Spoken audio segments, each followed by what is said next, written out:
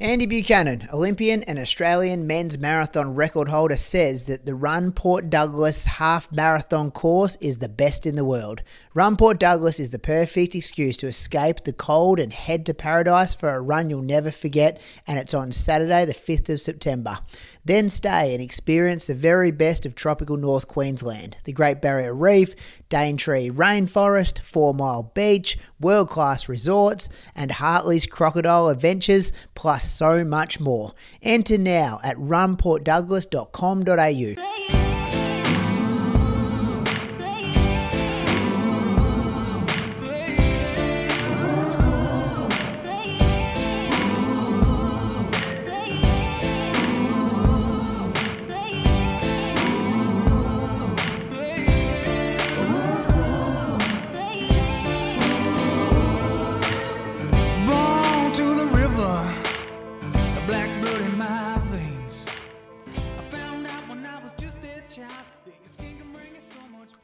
Here we are. Shoe Geeks is back.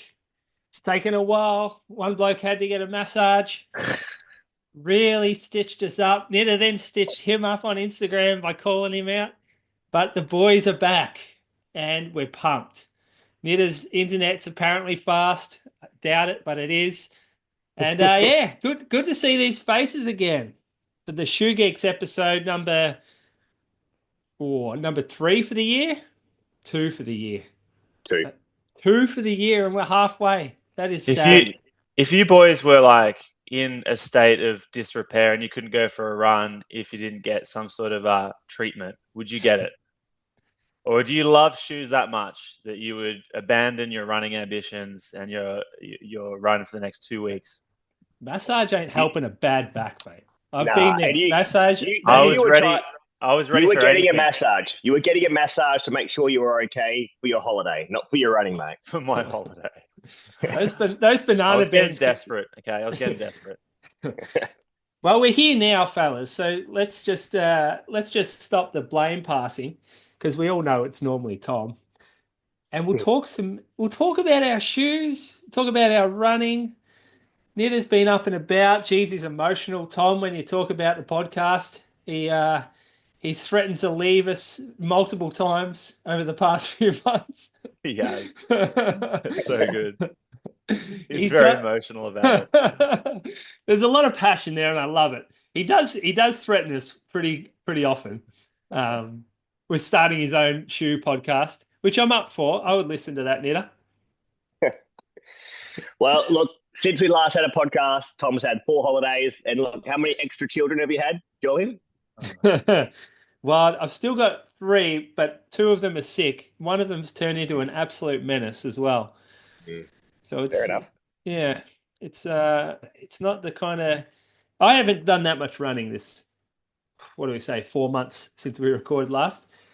But funnily enough, I've been through a lot of shoes in the small amount of running that I've done, because I stockpiled them all when I wasn't running, and now I've just brought them out and I get to test them. And because I'm not running much, it's almost like I'm more analytical when I go out, because I have less time to spend in them. So I think about them more. And I've got little niggles here and there, so I get to see how the shoes can help or hinder those niggles. But I'm not the right one to be talking about shoes right now. My main question, Nita, is what did Tom Do Canto think of the Mizuno Hyperwarp Pure at Ballarat Marathon? Because that was a pretty rogue decision to wear that shoe. I don't think it was rogue. Why do you think it was rogue?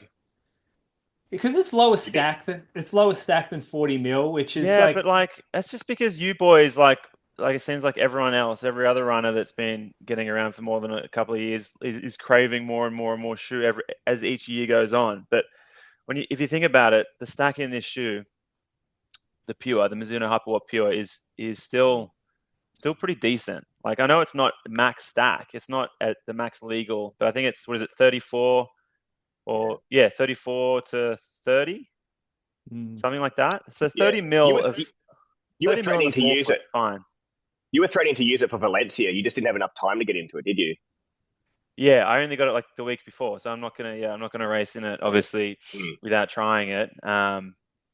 But like thinking about it, because I knew you're gonna get on me about this. So thinking about it, like I guess if you want to compare it, I know shoes have evolved and they've improved. There's been incremental improvements, I would say, since the original, only but marginal. And the biggest jump was when the original Vaporfly came out. And do you boys remember the stack height of the original 4% Vaporfly?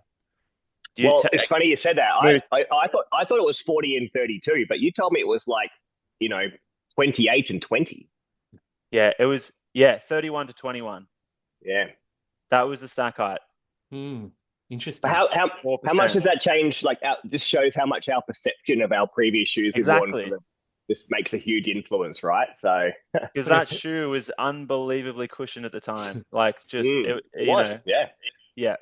But now, so this Hyperwarp Pure is almost it's 9 millimeters thicker in the forefoot than that original one. Well, I'll unpack that a bit, Tom. So, like, people can't tolerate that shoe quite as well as you can, especially for a marathon. And I know that Mizuno range gets a bit of a facelift for the next version as well, and it's going to be very different to what you currently wore. Why can you tolerate them so well compared to other people? Oh, I don't think enough people have used it, and yeah, so I just don't think that enough people have given it a shot, and they don't know if they like it or not. Basically, I would say a lot of probably. Like where it's marketed at is maybe a shorter distance model, like 5K up to the half marathon. But I always go back to like the Vaporfly and like the Vaporfly 4. I feel that this shoe, the Hyperwarp Pure, is a little bit more cushioned than the current Vaporfly. And I'd still would happily run a marathon in the Vaporfly. I know a lot of people have now moved to the Alpha Fly as that top tier marathon shoe. But this is where individual response, I guess, has an effect. And for me, I don't feel the added benefit of that extra stack of the pods or that extra response in the pods. I actually find it too mechanical, too firm in the forefoot. It artificially alters my gait to the point that I don't like it. I don't like part of that can be a benefit for some people, like if it helps to facilitate longer stride lengths. That could be part of the performance gain. It could be part of the perception of ease with running. But with me, slowing down my cadence makes me feel more awkward and less economical. So yeah, these shoes help me to stay in my preferred sort of gait pattern, which for me, I feel like it's more economical. I've given the Alpha Flies and similar shoes plenty of goes, like even like the Mizuno Rebellion Pro, which was a wild geometry, very high stack. Lots of different styles of these higher, more cushioned shoes, maybe stiffer shoes. And I just keep going back to these more nimble, smoother feeling, less artificial feeling models. And I bloody loved this shoe in Ballarat. That wasn't the reason that Caden towed me up. It was definitely not the shoe. It was good. And the other thing with stack height's only part of the picture. Like obviously, it's not the full allowable stack height, but the perception of cushioning is also largely created from, I'd say, like the density of the foam. So if you've got something that's really, really soft, say for example, like the latest Peg Plus, the latest iteration, which was like the evolution of the Turbo, it is so soft and not that high but it's so soft that it feels hard, and that's because I bottom it out. So it doesn't feel cushioned at all, yet the foam is so soft and it's like it's relatively high stack compared to the old Turbo. So the softness, if they they tune it right, so it's not too soft, not too hard, it can really, and this is obviously individual. That's interactive for your gait, because when I wear the Hyperwarp Pure, which I like, because I can run 300, 400 meter repeats in it, and it feels fantastic because it matches what I want to, the weight I want to move for that. But as soon as I take it out to threshold, like I hit the forefoot and I feel like I'm hitting the ground immediately. So just the impulse is too high for me on that shoe. I'm bottoming out the forefoot too much, and so I'm seeking more stuff under the foot. Yeah. See, I don't feel like I'm even close to bottoming out that shoe. So is that just a difference in your foot strike, or is that just a perception of how the shoe's foam is reacting to you? Got to be both. Yeah, I'd say it's a combo of that. I mean, yeah. Because Nit is like real forefoot with his strike, like kind of stabs the ground, like Yeah, like I'm a bit breaky. Yeah, I'm like a bit breaky, I reckon. And so your initial like force, like your initial spike of force would be a lot higher in the forefoot than Tom's would be, who's more midfoot. So that sort of concentration of force in the lower stack area of the shoe is what you're talking about, bottoming it out. Yeah. And Tom probably transitions compression off the foam along from the middle to the forefoot a lot more, whereas I'm literally hitting a small zone. And so if I'm staying setting there, pretty much. exactly staying in the one spot, so I'm not transitioning the foam, which is why I get more from the pod, because the pod creates a barrier that almost feels dense enough for me to not hit the ground. So that's what I tend to go for in all the shoes. Ironically, I wore the first time I've raced in the Tokyo Edge on the weekend for the 10K at Launceston, and that's quite soft TPU in the forefoot. Which feels really good when you do a fast stride. I raced in the Sky at where we did Dover, Tom, and I didn't bottom that out because you hit the plates a bit firmer, and that you hit the plate, you don't hit the ground. But by the end of like 4 or 5Ks, I could feel the ground in the edge in the forefoot. So I was like, oh, okay, it was enough for the first 5Ks, but for the last 5Ks, I'm like, I can feel the ground. So it just like the deformation of that ATPU, it probably doesn't like last for me in that. But if I transition from the back of the shoe where the PBA is a bit denser than the ATPU, I'd probably have a better time in the shoe, I reckon. Yeah. All right. Yeah. Good explanation. Good justification, Tom. I was going to say you picked it because it's the lightest shoe you could find. No, well, I mean that's definitely caught my eye and was like an attractive feature of it, because basically it feels a little bit more cushioned. Like it feels more cushioned, more stable. And it's lighter than a Vaporfly. So it's kind of like ticking, it just does everything a little bit better. And it was just phenomenally stable. Like I did the week or 2 weeks before the marathon, I did a 5K road race down in Wollongong, and there was I don't know, maybe 8 U-turns. And it was just phenomenal for that, like, because it is so stable. It's just got like a flared, it's just a lot more wider surface area than a Vaporfly, or like a lot of like the Metaspeed series. And you can just feel confident. You just feel just so confident in it. So towards the end of the marathon, I just felt like, as I was, my form was struggling, but I just felt full confidence in the shoe as well. It just felt, and I didn't feel like any perceived deterioration of the cushioning. So no, I would happily wear it in another marathon. I just don't know what's going to happen with the durability of it. I'll have to do another session in this shoe and see if it's going to be as poorly, like if the durability is poor, is it going to be as poor as like a Ray, or it'll be better. I don't know. It's a PBA, right?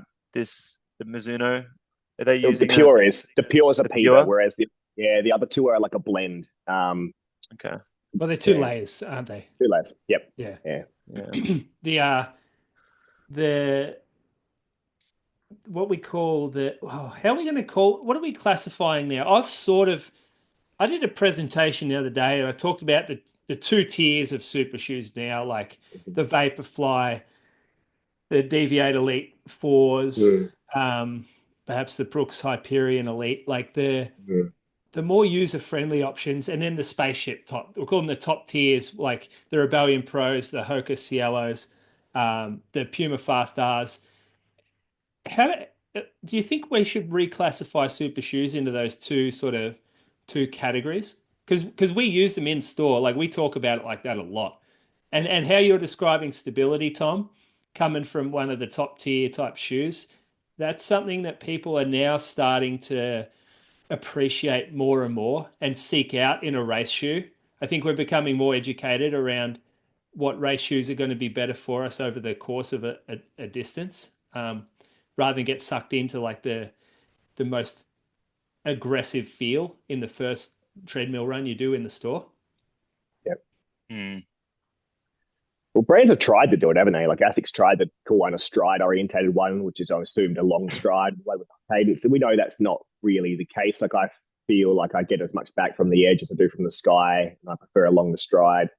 I don't know. Look, I guess you're looking for one that, I guess just describing one that has more risk attributes, perhaps, and one that has less risk attributes. There's probably about a simple one, whereas but then for me, I find wearing the Vaporfly is risky because I can't wear it for a marathon. I'm not strong enough to wear it for a marathon. To me, it's like going back and, wearing a low profile racing flat. And it's not because it is, it's just because my tolerance is really poor to it now. So you come up with a classification of those two.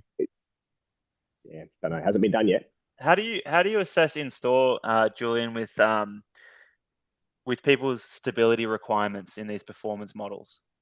How much of it's subjective versus objective? Like, how do you go about that? Well, it's pretty much all subjective. So it's difficult to put someone through a testing protocol to go, okay, this shoe's not going to work for you and this will. But you can get an idea from someone's pace they're running. Like, pace has a big part to play in this because we know that certain shoes will work better at faster paces. Someone's gait, like having someone run in a shoe, you get to see what their stride looks like. Do they land through the rear foot heavily? Have they got a low cadence, a high cadence? Are they a bigger person or a smaller person? How much force is going through the shoe? And where's that force being directed on the platform of the shoe?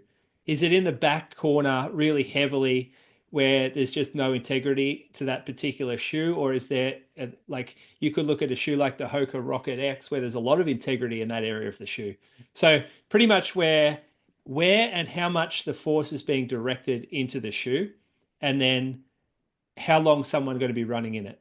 So do you find people can subjectively feel that out? Like, say, for example, someone hits the corner of the Metaspeed edge, for example, hits the medial part, collapses completely, fails the vomit test visually, for example, then puts on, say, a Mega Blast, for example, and passes the vomit test, hits the ground a bit better, weighs 3 figures. Can that person perceive the difference between those two shoes? They can perceive the difference. They just need, well, most people need education around the consequence of what they're feeling in the first shoe. And then trying to encourage them to consider how their body is going to feel at this part of the race that they're doing. And then consider what shoe might feel better for that. And it's very easy to get tempted into the shoe that feels the bounces and the most exciting. And perhaps there's still a place in that person's shoe quiver for that fun, exciting shoe, but it might not be their marathon shoe. It might be their repeat shoe on Tuesday, and they get to have fun in the fastest thing they can find.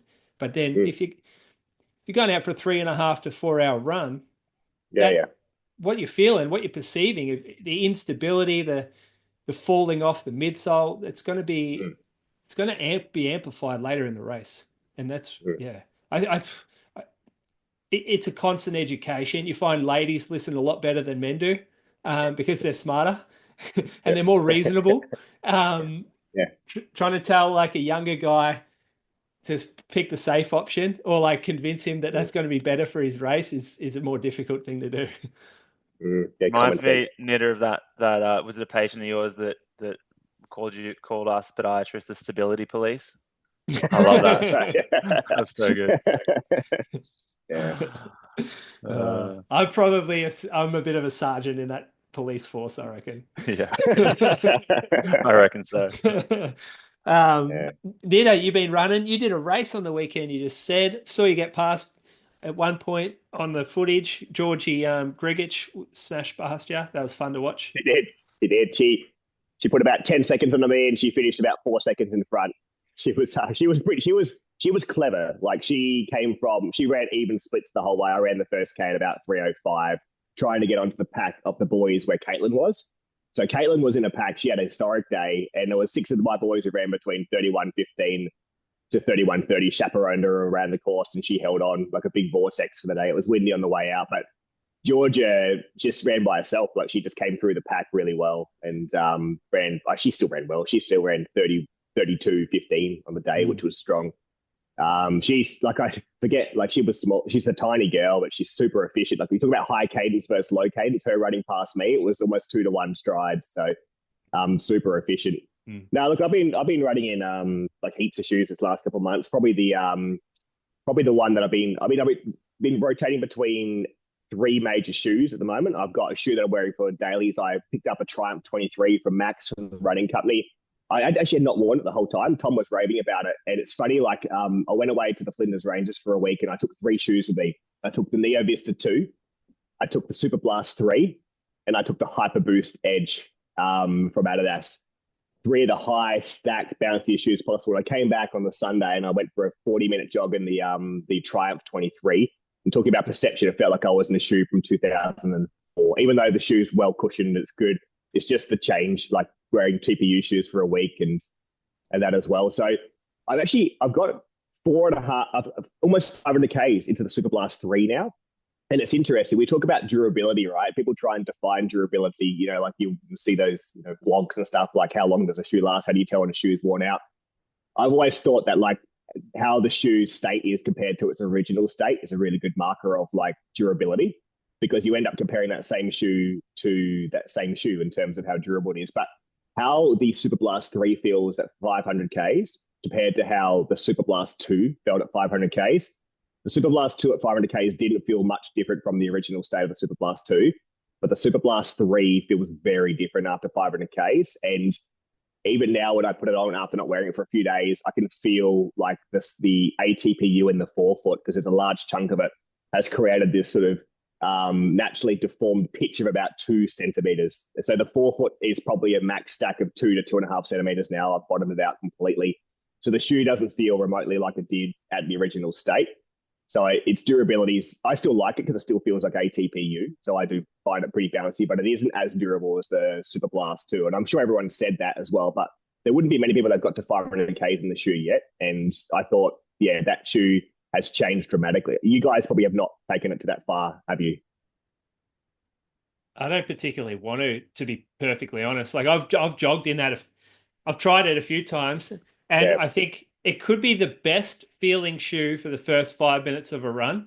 And then in the last 5 minutes of my run, it could be the worst feeling shoe that I've worn. Yeah. Do you know, it's funny, like I think I definitely struggle a little bit with that lateral column a bit, like you would as well, even being a forefoot runner. So even like I am feeling the shoes deformed a little bit laterally for me as well, and especially that lateral forefoot corner. I reckon if you could probably lift, you know how they've got the dual layer foam, they've got the carrier foam in the base. You could increase that towards the rear foot a touch more, lift that up. Maybe leave the forefoot a little bit more like it currently is. You probably have a real sweet combination for that shoe, I reckon. So it probably separates it enough from the Mega Blast, because right now it's very different from the Mega Blast in rear foot all the way to forefoot. But people that I'm seeing clinically that are battling with are people who have struggled with hitting the rear foot in that shoe predominantly. Yeah, they found it, but forefoot runners haven't found it too bad. So I've probably got about 300K in mine, and I haven't had too many issues, to be honest. I quite like it. I don't get any niggles or anything per se from it. It obviously does feel slightly less stable than V2, but yeah, I reckon. Yeah, I can definitely see the durability thing being a thing. Have you haven't got it? Are you going to get a new pair because I reckon the biggest test, definitively is like put a new pair on, and how dead your current pair is. Yeah, I will. Like I like it enough. Like I really enjoy it. This is going to be the long run shoe I use the most. I say that, but the shoe that I've been enjoying probably the last couple of weeks as much, probably because the Super Blast 3 is worn out a bit. I know there's one issue with this shoe, speaking to a lot of people, but the midsole of the new Adidas Hyper Boost Edge. It is such a banging midsole, like this beaded PEBA, or this I think it's like expanded PEBA, I think they call it. It's fantastic. Like it's got this sweet spot of like compliance and bounce back to the shoe. It feels magic. The biggest issue with it, even for me, I've got a pretty narrow foot and low voluminous foot. You boys know that from my lacing. It still is like my forefoot hits the barriers. I sometimes get a bit of that numb forefoot because it's a bit shallow, a bit stiff. I haven't had the Achilles rubbing at the back of the heel that a few people have had because I'm putting a small heel raise into the shoe and changing the sight. So the upper's a bit harsh. And I know they probably tried to get the aesthetics of that shoe to be a bit different to other super trainers, and they've probably achieved that pretty well. But I reckon that midsole is the most endurable midsole I've had for a long run out of any other shoe that I've worn in recent times. Yeah, it's good. It's a classic Adidas thing, though, is to absolutely nail one component of the shoe and then have the designers take over and butcher the second component. And butchering is a bit harsh, but they've got a shoe there that could be an all time. Like absolutely. And it's just, it is the upper that will let it down a little bit. I kind of got my head around the fit for me. It's missing an eyelet, so I would have liked to secure the heel more, but I can't, so I have to tighten it. And that vamp is like really snug, so I get a numb foot. But I still, if that was a different midsole, there is no way I'm persisting with that upper. But you're right. Spot on. And that eyelet thing's interesting. You mentioned that, and people probably haven't noticed that. The top eyelet's just a really long eyelet. Have you seen that? And it's like they can separate one or make it smaller and put one higher up, but it might not be voluminous or deep enough to be able to put the eyelet on there. But they need both. They need a bit more volume, and it needs to come up a bit more as well. Because it's a common complaint. People are complaining about the upper, regardless of the forefoot, for those who are running long in it, for sure. Because that's what it is. It's a long run shoe for sure. It would be an aesthetics decision to get rid of that eyelet, because you see how clean the lines are on the shoe. Like, it's a beautiful looking shoe. It's going to be something that sits on the wall and people walk in and go, I hope that works for me. Absolutely. And I've forced myself into it. And even then, like, I did get a bit of Achilles, but I think I haven't fully decided it was the shoe or not. The numb foot's interesting because I definitely get a numb foot nearly each time I run, but it's still so good underfoot that I give it a chance. Yeah. And there'll be a lot of people that don't get those upper issues as well. So, Tom, you running this? I get it rubs on the lateral ankle bone. On me. You pitch it though, don't you? Yeah, even with a pitch. The pitch helps. Yeah. But so I'm exactly the same as you guys. Like, the midsole, I love it. It's and the new beaded foam they're using is as they're marketing it for as well, is like a lot lighter, which I think just adds to it. Because you put traditional boost foam with that stack height and it weighs half a kilo. So they needed to, if they wanted to increase the stack, they needed like a lighter foam. So if this beaded PIBA is as durable as their other beaded TPU, this thing could last for 1,000+ K. Absolutely. Yeah. It feels like it will. It does have that feel. Yeah. So dense. It's like a dense feel, like a gutsy feel. Yeah, real gutsy. Yeah, you're not gonna. Doesn't feel like you're gonna bottom it out anytime soon, even with heaps of Ks in it. You can hit the smallest part of that shoe, and it's still super resilient. It's got a huge bounce to it as well. Yeah. Yep. Yeah, no, pretty happy with it. The second edition of Run Port Douglas is coming up on Saturday, the 5th of September 2026. With running events around the world selling out faster than ever, now is your time to secure your race entry. Whether you're chasing a personal best or simply looking for an unforgettable experience in paradise, there's a distance for everyone. Choose from the half marathon, Pacific Toyota 10K, 5K run or walk, or the 2K event presented by Sheraton Grand Mirage Resort Port Douglas. All races finish on the hard-packed flat sands of the 4 Mile Beach, giving participants the unique opportunity to cross the finish line and head straight into the ocean for a refreshing swim. Don't miss one of Australia's most spectacular running events. Enter now at runportdouglas.com.au and beat the next price increase. Standard entry pricing ends at midnight on the 31st of July 2026. Out of that shoe, I've got a shoe that feels awfully similar to it. And I feel like this is why Julian's been delaying this podcast for 5 months, because we're going to talk about a China shoe. So this is the Li-Ning. Well, look, I've struggled a bit with a lot of the Chinese shoes. The Li-Ning Red Hair 9, my nephew Aaron picked this up for me as well. He won the Stall Herb, and he said, I'll get you a shoe just as a gift. And he got me picked me one of these ones up. And it is a full PIBA-based shoe, but different layers. So it's like a resilient PIBA on the base, more pliant one on the top. And this capsule on the base through here is like a compressed or like a pressurized system for PIBA. And you hit the rear foot, the pressure moves to the forefoot, you transition your weight along the actual capsule, and it starts to pop you back up. So it feels resilient. It's The only thing is, Julie, you'd struggle a bit with it. It feels, because the capsule itself is quite different in terms of density compared to other parts, it can feel a little bit unstable. The surface area is not narrow by any means, but it does, with this big segmentation in the middle, it probably feels a little bit less stable than the Adidas, that's for sure. And just a narrower shoe on the upper. So it's not going to work for people that need a bit of width in the forefoot. The volume is enough, but the width isn't high. So it's one of those ones where I lace up and it looks pretty narrow on the forefoot, but I still feel the borders or the sidewalls a bit on the forefoot. So, but it feels and rides almost identically to the Hyperboost Edge. Like, it's one of those really resilient booming base foams. It doesn't feel soft by any means underfoot. And it's one of those shoes when you run downhill, you hit with more force, you get a way more pressurized system. It's very quick downhill. Doesn't feel any better uphill, but downhill and faster running, it feels better. So this is one of their super trainers, and it does, I think it's still relatively expensive compared to the market as well. Like, I think you can get them when they first released them, they probably were close to $250 to $300. I think you can get them intermittently for cheaper prices, but our sizing is quite different. I end up being a size 11 in this one. So I think in the early days of trying to triage how to get them, that's going to be the most difficult part.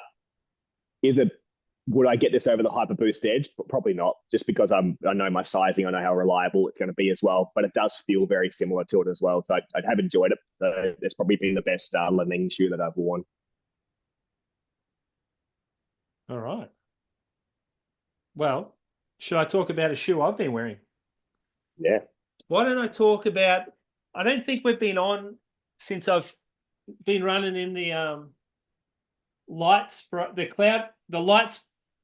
They've got a specific sequence of words. The light spray, the light spray Cloud Monster 3 Hyper is this shoe here, and it came out the same time as the Cloud Monster 3 Hyper, which is the second version of this shoe. They just skipped it so that they could keep up with the actual inline Cloud Monster numbering system.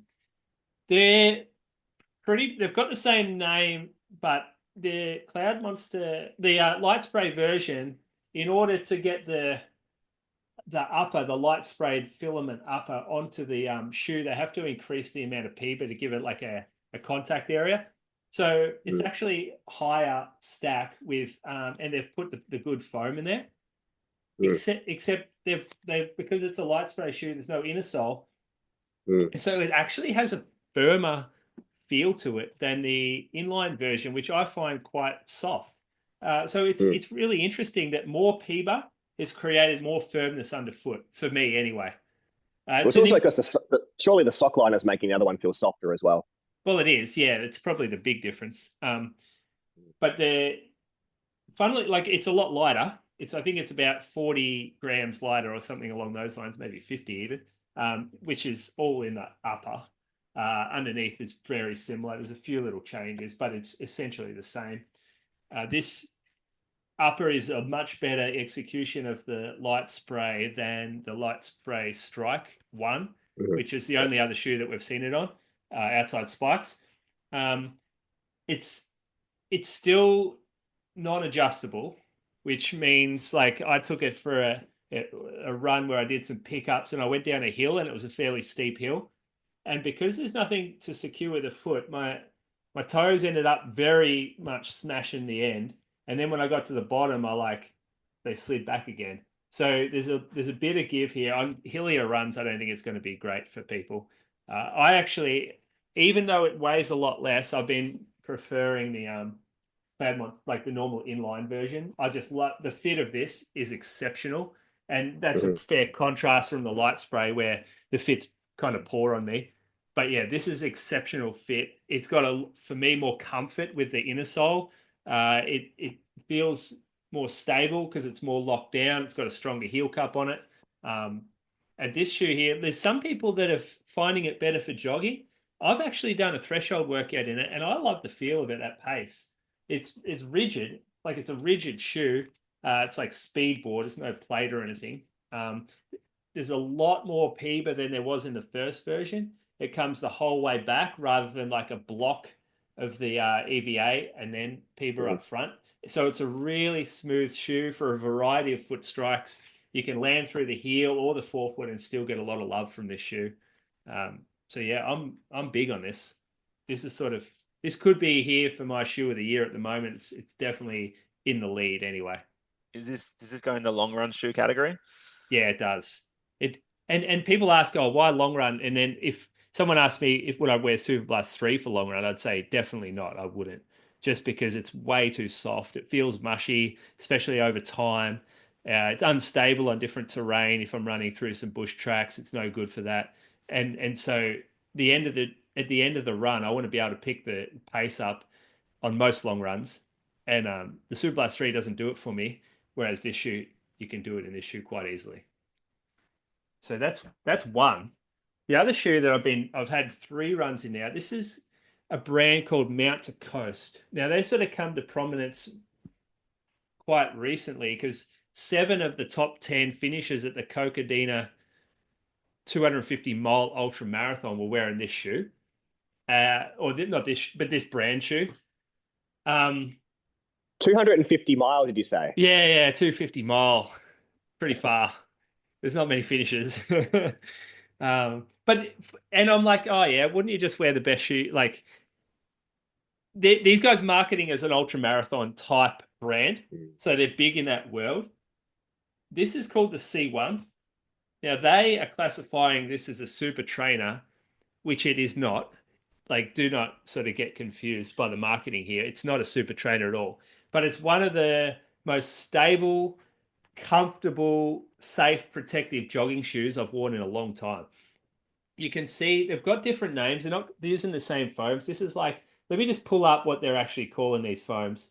They've got different names for it. So this thing here is called this front foam, circle cell foam, and then it's a supercritical foam, delivering energy return on par with PEBA-based foam. And then underneath it, I think there's some like, it's not this one, but there's another foam they use. It's like recycled foam. But at the back, they got to tell you what sort of foam it is, surely. Like well, this, I've never had a showing from these guys yet. Like I've only had the shoe come, and I've only had their real like marketing spiel to a degree. Yeah, it's called a sustainable circle cell foam. But like ASICs don't tell you what their foams are. Like there's a lot of brands that won't tell you what the actual compound of foam is. Well, we sort of know the blend. We know, the flight foam leaps of TPU and things like that. We don't know exactly the intensity, but we don't know the details. The public doesn't know. We know that through talking to other people. But this thing here, have a look at the back of it. See this? This is like a really firm EVA, the dark stuff. And so it's incredibly stable at the rear foot. So you can land through the back of this shoe and it's just like, you've just got so much guts up there. And then the gray foam, that's like this circle cell, and it's actually really bouncy. It reminds me a little bit of Cloud Monster Hyper 1 in that there's a lot of rear foot, like stability, but there's a lot of forefoot pop. So I've run in this like with a slightly niggly Achilles, and I find myself landing through the heel, and I got a lot of guts. But then as the Achilles warm up, I move to the forefoot more, and it got a lot of cushion under the forefoot. So I think this is going to be quite a neat little shoe for our store later in the year. This other thing I really like, lacing at the top of the shoe, closer to the ankle, and then in the forefoot area, they've got elastic lace so that as your foot swells over a long run, you can sort of release that and give your foot more room. Or if you get to a technical area of the trail, you can secure it tighter so you have better lockdown. And I thought, oh, this is a bit of a gimmick, but it's actually really nice to be able to secure that as you like it. And the back of the shoe, really good lockdown. So that's this is called Mount to Coast. This is the C1. I've also got an all-terrain version of theirs, but I've only worn it just casually because I haven't needed to try it yet. I like that. Some innovation in lacing. I wonder if one day, when and if shoelaces won't be a thing. Well, they've tried, and it's it's not for me yet. Yeah, well, they're trying. These guys here, so just like they're the shoes that I've sort of been wearing a bit of, but I'll just mention this is the Neo Vista 3, which comes out. Now, I think we're all fans of the Neo Vista, are we not? Mate, you neither of you guys ever wore the Neo Vistas. You hated them. I loved it because the upper just suited me to the T. It's not a TDC shoe. No, it's not. Too much shoe. Too much shoe for me. Too much rear foot rocker. Yeah, rear foot rocker. I feel like it's missing some heel. The Neo Vista 2 is the softest shoe that I have at home, I think, in terms of the cushioning. It's my go-to. My lower legs are beaten up as well because I get along with the upper. The Neo Vista 2 actually had a second pair of them.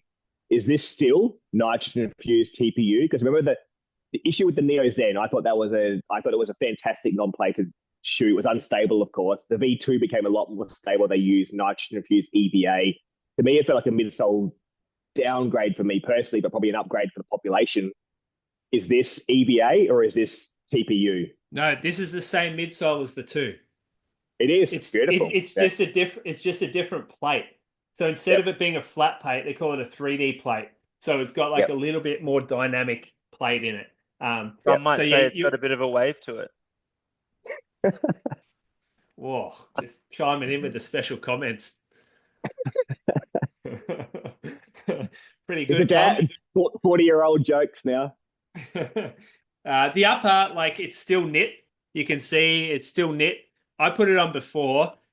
I can't really remember the 2 or the 1, so I remember not getting on with it too well. Must have loved it. It felt pretty good to me. I put a heel pitch in immediately because, like Tom, it's missing some heel. Like it might be, I think it's an 8mm pitch, but it feels way less than that. So it's a heel pitch shoe for me. I'm going to probably test it out running tomorrow. It comes out sort of mid-June. Actually, you can we're doing pre-release for the Inside Running Patreon page. So if you want a pair, you can jump on there and hit the Google forms and we'll put a pair aside for you. Well, me and Tom are going to have to because we didn't get any. So. Well, I only got mine today, fellas. So yeah, the other boys, the shoe influencers on the main pod, they get looked after, don't they? Well, that's Croaks' Achilles saving shoe. You know, he gets the Neo Vista 2 on, puts the heel raise in it, and keeps him training like a professional athlete. Yeah. The professional athlete that avoids treatment. This is the top. Here is the Tom Do Canto shoe. This thing here, this is called the Puma Deviate. The Deviate Pure, and it uses their nitro foam. It's not the elite foam, it's a nitro foam. So I'm pretty sure it is a nitrogen infused TPU. This is such a contrasting feel to the Deviate Nitro 4, which is the takedown of the race shoe that has a plate in it that's got some flex to it, which I took away with me to London on the Puma trip. And it felt so slappy to me. I haven't not enjoyed. What's the word? I haven't disliked a shoe as much as that one for a really long time. Running in one, like I couldn't wait to get it off. I was going to run in like my just casual shoes, the Mag Max over that one. If I had this, I would have been all about it because this one here, just a bit more flex up front. It's just a little bit feels bouncier, feels a little bit smoother. 220 grams. I think it could be the closest shoe to the Pegasus Turbos back in the day. That's the feeling I'm getting here. Although it is higher stack, but everything has to be higher stack these days. Yeah. That looks really good. Yeah. What about, like, it's in the New Balance Rebel sort of category as well? It's better executed. Better shoe. It's so much better. It's so much more like, it's got so much more integrity to it. But yeah, it's in that category. Well, look, the Deviate Nitro Elite V4 has been a really staple shoe in our group for workouts. You know, it's stable. It's maybe not super poppy. It's probably more like a quick transition type shoe, super stable. People are really enjoying that. This obviously would be similar geometry to it, but just without the plate and with the TPU foam, it's just going to feel like a little bit more forgiving underfoot, probably, maybe a little bit less fast, I'm assuming. So yeah, well, it's closer to the takedown because that's like the Elite's narrower platform. It's got bigger channels underneath. Like it's got more. It's a different shoe. What's it retail at? What's the pure retail at? Oh, good question. I actually messed up my order. I forgot to order it for Geelong. Canberra got it though. So it's still going to be available for the Patreons. But if you're in Geelong, sorry, messed that one up pretty good. $240. Okay, it's all right. It's good. Yeah, It's a good price for this area. It's like an Evo yeah, SL type killer, we'll yeah. call it. Well, it may Yeah. not be a killer, mate. Evo SL2 looks like it's going to be all right as well. So, Yeah, but that's not for a while now. You got to forget about yeah. that. That's the Evo SL XO just came out, and that's Yep. the Evo SL with a running specific upper on it, like with Mm, overlays that hold the foot down so much better than the current one, which mm, is yep. kind of it's the same midsole, but it's just it addresses the complaints that the current Evo SL wearers have just about the foot moving too much within the shoe. Yep. Mm. All right, Tommy, tell us about your China shoe, mate. Oh, you want me to talk about it? Well, I got, just because there's a lot of people talking about Chinese shoes. I thought, oh well, I'll give one a go. I found one that looked a lot like a version of an Evo SL. So that was one of my shoes of the year. Obviously, I love the Evo SL. This is an X Step shoe. So this X Step shoe's got a beaded TPU type midsole, and it's got just a small like midfoot shank, probably goes from here to here. So and it's similar stack height to, like, close to max legal stack, like a Evo SL style midsole thickness. The it feels, it's $100 including shipping. That's the main thing with some of these Chinese shoes is the draw card is the fact you're going to get like this experience of a fun, well executed shoe at a much lower cost. And it is like the midsole, the upper, it all feels like a quality of a $250 shoe. I got the sizing wrong though. So like that's, this is what happens when you buy yeah. online. That So is just music. I'm so Yeah. happy to hear that. You're I've actually heard a lot of doing. that. Yep.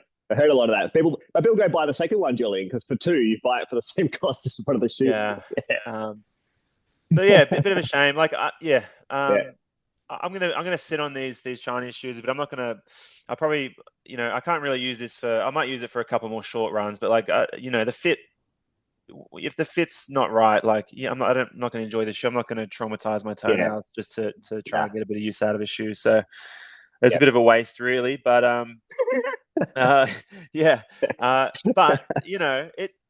I was still impressed with the quality of it, and like, I think China now, like, growing up, the made in China tag was like always associated with like poorer quality knockoffs, whereas now, you know, China's innovative. Like, I think they're not just doing knockoffs. I do think they're doing it not just in the running footwear industry, but other industries. Like, they're innovating, and Mm. making good products. And so I think that stigma is dying off a little bit, about Chinese products being not as good quality as Western products.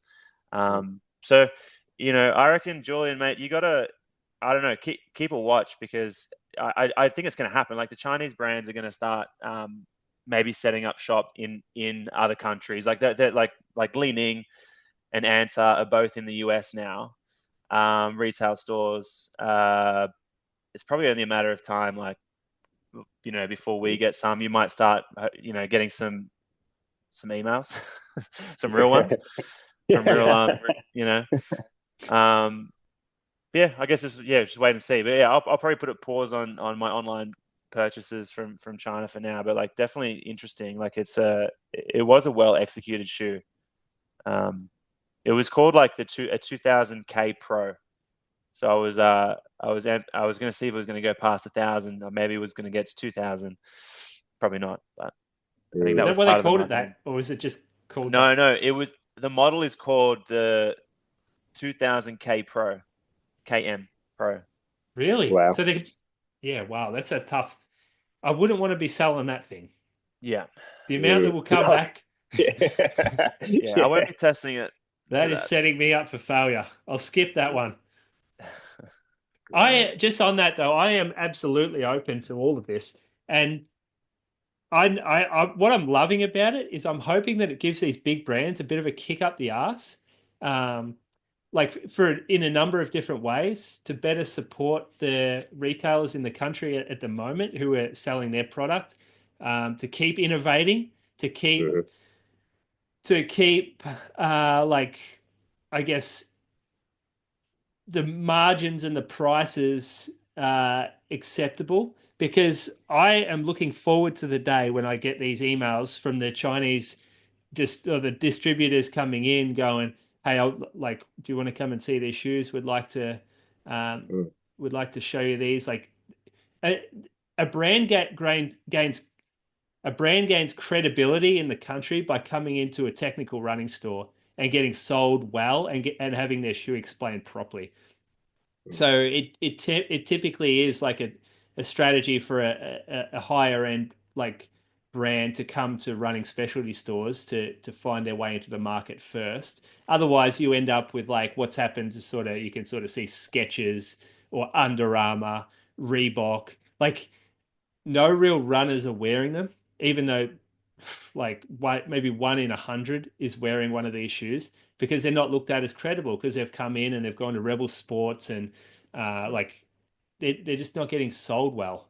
So I think a good strategy from a Chinese company would be to go to the credible stores first, and then get the product represented well.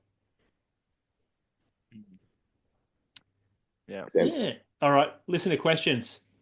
Yep. I actually had one the other day. Thought about it. I thought about asking you blokes, but I thought I'd save it for the show. Mm. And now I've forgotten about it. I had a good question for a patient the other day, and I thought, oh, this is a good one to discuss. We talk about like the options for safe performance shoes for race day now as an option compared to like maybe 2 or 3 years ago. And historically, even the last 2 or 3 years, shoes like Super Blast, the Mega Blast currently, which is a bit narrower. I remember the New Balance Super Comp Elite V4 was this sort of like this trainer, this that you could race in and train in, but you could definitely run a half marathon if you're a novice status. Had more surface area, it was a bit firmer, quite stable. And I'd say we probably have a few less of those within the plate in the super shoe area at the moment. What are your real safe shoes right now on the market that you're selling? I've got one which seems to be working really, really well for people who want to move into them, who are like a little bit more mobile in the frontal plane. They want to feel more stable. They're pretty novice. What category? What selections right now are you selecting for people who are running between 3 to 5 hour marathon and want a super shoe experience? So 3 to 5 hours is a big range. I know. Yeah. Like if someone running 4:15s would still probably be wearing a racing shoe, I would say. Yeah, absolutely. Like, yep. But like even racing shoes now, like even the super trainers, like they're better than what we were running historically as well. Mega Blast now is almost as good as what a Vaporfly probably was historically as well. So so I'd wear that for 3 hours. 3 hours, Alpha Fly still rules the roost in terms of cushion v stability, and for that. And and add in weight and bounce and super feel. So I think it is still Alpha Fly in that area. Hoka Rocket X sits way up there for me. I love that shoe. I love what it can do for people. I think it's one of the most underrated and underutilized shoes out there. Those are two big ones for me. I've been pushing a lot towards the Rocket X3 recently. It's almost taken over the Super Comp Elite V4 as probably the safest super shoe right on the market in that category. I know Tom organised the Cielo X1 3.0 for me. They feel more like they're a lot more riskier. They've got a bit more of a rear foot rocker and stuff, a bit softer in the heel, very stable up the front. A huge update for number 2. I remember putting on this compared to the Rocket X3 in store, and the Rocket X3 felt like it was super safe at the back of the shoe, maybe a little bit firmer, still super light. Really good experience for a long period of time, I think. But there aren't many in that area that have not a big medial cutout in the shoe. Everything's, almost the lower to the ground, the more stable it is, which means you're losing, the big pop out of the shoe as well. So Alpha Fly 3, yeah, you're right. That is super, super stable comparatively, even to the Vaporfly, which has the big medial cutout. But there aren't heaps. What about the Brooks range? Like, the Hyperion Elite? Yeah, Hyperion Elite is in the middle. So it's definitely not aggressive like that Hoka you've got there, and like a Vaporfly or a Fast R. but it's certainly not as stable as the Rocket X is. So I've worn that shoe. I've done workouts in the Hyperion Elite. It actually gets a lot edgier and a lot racier coming up for the back half. So I feel like people will start gravitating towards that for that edgier shoe. The Hyperwarp Pro is a very safe super shoe, and it gets absolutely no love whatsoever. Like very, very wide midsole, no big columns to sink into. That shoe there just, again, gets no love because there is no marketing or hype around it. That was the Thermo TPE on the top, wasn't it? Yeah. And then, like, for someone who's going 3.5 to 4 hours, there are lighter shoes, and Mega Blast is definitely an option there. Like, I would definitely be bringing that shoe out, but I would also be considering this shoe. Even though it's a bit heavier, to me it feels really fast for such a weighted shoe. Like, I was doing threshold the other day, going, "Oh, this is great! Like, this is so smooth." What about you, Tom? What fits your category there? Yeah, the two that stand out are just the Rocket X3 and the Mega Blast, really. Because like the Rocket X3 particularly, like it's such a, I mean, it's one of their top tier. It is their pure racing shoe. So, but it's so stable still. So I really can't go past that. That's I've been recommending that a lot. But obviously, yes, yeah, and then the classic is the Alphafly versus Vaporfly. The Alpha is generally more stable, particularly up on the forefoot, because I think the firmer pods just create more stability as well as being slightly wider. Other than that, like the other one which I've historically always have sort of leaned towards is the Super Comp Trainer. The third version. Yep. Are they still making the third version? That's still around, or is it sort of like the leftover stock now? That shoe has been going too long.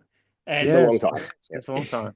So it gets replaced by the Super Comp, the SC Rebel. It's going to be called. Got it. And it's actually a belter. I've got that set aside as the potential shoe of the year for me, because I've seen samples now for 2 buy-ins. Is it plated? It's plated, yeah. And think exactly the shoe you're talking about there. That is who this shoe is going to be for. That is going to step right into this category. Yeah, I reckon we need more in this category. Yeah, I reckon we do. So it's funny. That's the reason I bring it up. There aren't many to give to people. So for those people, the Rocket X and the Alphafly become, if Nike becomes one of the stable super shoes, it's crazy. So, but the Supercomp Trainer V3 and the Supercomp Elite V4, you could have blinded yourself to those 2 shoes performance-wise, and they should feel dramatically different. So it was a bit of a weight difference, but not much really. So that Rebel, Supercomp Rebel, that sounds like do you know the release date or the time? It was going to be in July. It's been pushed, I think, to August. I think it's just delays on the water. There's just a lot of delays happening now, like shipping delays. Yep. No doubt you'll get a pair. They'll be fantastic. It's the sort of shoe we're looking for now, rather than getting people into. Because I've had heaps of people come in who put aside, because Asics are doing really well in the selling of this, the Metaspeed range at the moment. There's plenty of options: the Metaspeed Ray, the Sky, and the Edge. The Edge gets sold probably the most, I would assume, Julian, off the rack. And geez, like the ATPU forefoot and the narrower midfoot and being high stack at the rear foot with a small surface area. Like, there's no shoe. I love it, by the way. Like, it works well for me, and I had a good time on it the weekend. But there's no shoe that fails the vomit test in people more than that shoe right now on the market. So, yeah, I think we see it not just in race shoes, but across the board. People are obsessed with softness. First feel, step in softness. The association of softness and like protection. Or like that softness is comfort. Softness is not comfort, though. Comfort is a combination of things that includes stability and sustainability in a running shoe. And softness is being driven by big box stores in the US that sell millions of shoes based on uneducated people picking a shoe off the shelf, putting their foot in, going, "Oh, it's soft, I'll buy this one." those massive big box stores with incredible buying power and influence go to the brands and go, hey, I want these shoes softer. Make these shoes softer. I'll sell 500,000 more just in this state if you make this shoe softer. And the brands go, oh, that sounds pretty good. Let's make it softer. And what the real runner who wants a more sustainable, usable shoe does miss out in this case. So I've got a question for you. One last one, because you're at the coal face of this. So I picked up the Triumph 23, which I've actually enjoyed. Like, it has been one of, especially I had a bit of knee pain a couple of weeks back when I was increasing the volume, and as soon as this shoe went back on, even though it was so much more cushion than what it was 10 or I'd reduced my knee pain. I'd hit the ground a bit lighter. It was less underneath my foot, but just enough to feel quite comfortable and cushion. I know the Triumph 24 gets the Incredilux, which is the ATPU, and I know that's been placed into the Hurricane now. So you see Saucony gravitating, and Incredilux sounds, if it's ATPU, it's got to be soft, right? So Tom, like the Triumph 23 is going to be one of the most, to the 24 is going to be a really polarizing change, I'm assuming. What is it going to be? Have you tried it on, Julian? Well, I think I've had it in my hand. It's been a bit small to try on, but you can get around. You can get around that by creating geometries that work with the foam instead of against it. Oh, absolutely. But I'm saying that shoe, that simplistic shoe, like that's one of the few on the market that's really simplistic, and it's going to be different. Like, yes, it might be stable because they'll interface the more surface area, but the experience you have when you hit the ground is not going to be the same as what it previously was. So, yeah, we still need a couple of those shoes a little bit lower to the ground, right? And just purely for tolerance, that's what keeps Tom wearing low-profile racing flats. I'm just waiting for the Pegasus to get a touch softer, and then that'll be my shoe again. Second half of the year, an update on one of the favourites, Peg Turbo. I think Peg Turbo 2, perhaps. I've seen the pictures floating around. Oh, well. Just hold your horses and be patient, because that is going to be the best old school runner's shoe that's on the market. Like, you're going to put that on and go, wow, this is what I've been missing. This is the lower profile but punchy forefoot runner's dream. Do you see someone shared, I think it was Aussie Runner shared, like Cam Myers' weekly outline of shoe rotation? It was very much a Tom Do Canto shoe rotation. It was mainly Pegasus, and I think there was some. There was one that's he runs in structure. Structure plus. I think for one of them, I think he was doing structure previously, and streak fly on his faster track sections. Vaporfly 4, no Alpha Fly. Very, very traditionalist. What was his long run shoe? I'm pretty sure it was the Pegasus, or it might have been the structure. So he doesn't wear the mirror. Nah, not at all. Yeah. Crazy. He's what too are we young. doing? Us old people need the extra cushion. That makes me feel old now. Damn it. Yeah. He's onto something, maybe. He's onto something, perhaps. So, boys, we shouldn't leave it too long. We can't be leaving this too long. Tom, I know it's mainly your wife that doesn't let you do this, but I reckon we got to get you during the week, like during the work days when she doesn't know what you're doing as much. Shout out to Tom here. Like, if you get the video footage, you tell you're sick. You've come back from your 40th birthday in Vanuatu and you are sick again. Well, listen, every winter I get smashed. Yeah, too many cocktails. Too many cocktails. It was a wild one. We bumped into at the resort. Tim Cahill's brother, so random, and he was like our best mates by the end of the holiday. And he's like every day he's like, "What are you gonna drink?" It's like, it was ridiculous. Well, in case we don't catch up for 5 months, what are you racing next time? Are you doing Sydney or Gold Coast or? Yeah, I've entered Sydney, so I've really just got to. That's the main one. I'm hoping I'll be able to, do a couple more lead-ins again, like Sutherland to surf, City to surf. So got to try and get fit. New age category. Yeah. Got to be good. Got to be good to win in that age category, mate. Yeah. What about you boys? What do you got coming up? I do cross country. I think do mostly cross country.